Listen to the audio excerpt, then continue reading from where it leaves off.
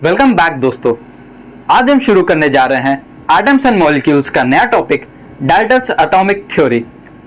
Dalton's atomic theory क्या बताती है वो मैं आपको बहुत इजी लैंग्वेज में एक्सप्लेन करूंगा। और ये एटॉमिक थ्योरी बहुत इंपॉर्टेंट है क्योंकि कॉम्पिटिटिव एग्जाम्स में इनमें से एक क्वेश्चन आना तो लगभग कंफर्म ही है तो ये थ्योरेटिकल पार्ट ही, इसमें न्यूमेरिकल नहीं है कुछ, पर फिर भी आप ये सारे पॉइंट्स अच्छे से ध्यान रखिएगा क्योंकि इनमें से क्वेश्चन आने की प्रोबेबिलिटी बहुत ज्यादा है। हमने ये पढ़ा था कि all matter are made up of very tiny indistinguishable particles which are known as atoms. ये थी हमारी एटॉमिक थ्योरी।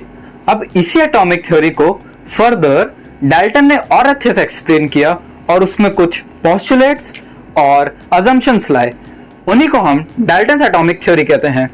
उसके कुछ पोस्टुलेट्स ये हैं। All matter is made up of very tiny particles called atoms which participate in chemical reactions. Second postulate कहता है atoms are individual particles which cannot be created nor be destroyed in a chemical reaction. अगर आपको ध्यान आ रहा हो तो laws of chemical composition जो हमने पढ़ा था उसका जो पहला लॉ था, law of conservation of mass, वो भी कुछ ऐसा ही कहता था कि मास can nether be created nor be destroyed in a chemical reaction. Actual में बात यह है कि जो लॉ ऑफ केमिकल कॉम्बिनेशन था उसी को फर्दर स्टडी करके उसी के बेसिस पे डाल्टन ने ये सारी थ्योरीज दी थी। इसका थर्ड पोस्टुलेट ये कहता है atoms of given element are identical in mass and chemical properties. Fourth postulate कहता है atoms of different elements have different mass and chemical properties. Fifth point कहता है atoms combined in a ratio of small whole number to form compound। Last इसका postulate जो है वो कहता है the relative number and kinds of atoms are constant in a given compound। अब last point देख के आपको फिर से लॉज ऑफ केमिकल कॉम्बिनेशन याद आया होगा।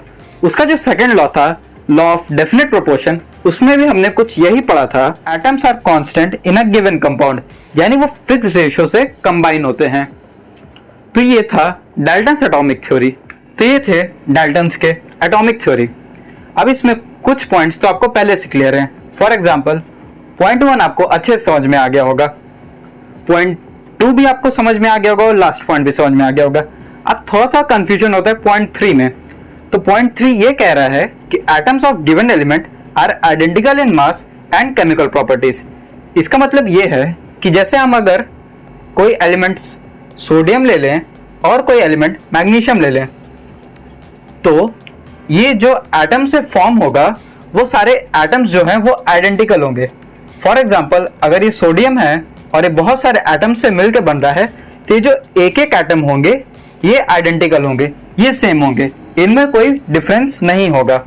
सिमिलरली मैग्नीशियम भी अगर कुछ एटम से मिलकर बन रहा है तो ये जो एटम्स हैं ये आपस में आइडेंटिकल होंगे, इनमें कोई डिफरेंस नहीं होगा। अब जो सेकंड लास्ट पॉइंट है ये कहता है कि atoms combined in ratio of small whole number to form compound.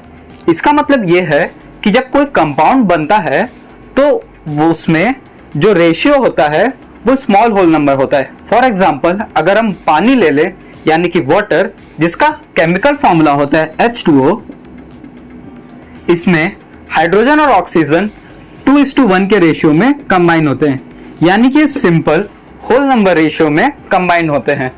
एक और एग्जांपल से हम समझ सकते हैं इसको, जैसे NH3 अमोनिया। अमोनिया में क्या है, नाइट्रोजन और हाइड्रोजन 1:3 के होल नंबर रेशियो में कंबाइन हो रहे हैं। वैसे ये तो काफी पहले की बातें हैं। इसके बाद जब फर्दर स्टडीज हुआ, फर्दर एक्सपेरिमेंट्स हुए तो इसमें से कुछ पोस्टुलेट्स गलत पाए गए। जैसे ये एटम्स आर इनडिविजिबल। अब हमने इतना पढ़ लिया है और हमको अब अच्छे से पता है कि एटम्स में भी कई पार्ट होते हैं। फॉर एग्जांपल एटम जो होता है उसके बीचों बीच न्यूक्लियस होता है और यहाँ पर प्रोटॉन और यहाँ आउटर मोस्ट में इलेक्ट्रॉन्स होता है। इसका मतलब एटम भी जो है फर्दर 3 पार्ट में डिवाइड हो गया, वो था इलेक्ट्रॉन, प्रोटॉन और न्यूट्रॉन। तो ये पोस्टुलेट यहाँ पर इसका गलत हो गया। इसी तरह ये postulate atoms of different element have different masses, ये भी गलत हो गया। बाद में पाया गया कि अलग अलग एलिमेंट्स के जो एटम हैं उनका मास भी सेम है। फॉर एग्जाम्पल हमने ये पाया कि जो पोटेशियम होता है और जो कैल्शियम होता है उनके मासेस जो हैं 40 होते हैं। देखिए, ध्यान देने वाली बात यह है कि पोटेशियम और कैल्शियम डिफरेंट एलिमेंट है और उनके एटम स्पीड डिफरेंट है, मगर उनके मास सेम है। तो यहां से atoms of different element have different masses, ये जो डिफरेंट मासेस वाली बात है ये गलत हो गई। तो ये थी दोस्तों डाल्टन थ्योरी। मैं उम्मीद करता हूं आपको अच्छे से डाल्टन थ्योरी समझ में आ गई होगी। मैं आपसे रिक्वेस्ट करूंगा आप डाल्टन थ्योरी के जो पोस्टुलेट्स हैं इनको 2 से 3 बार जरूर खुद से पढ़ें, उनको समझें और उनको एग्जाम्पल से रिलेट करके याद करने की कोशिश करें। तब तक के लिए ऑल द बेस्ट।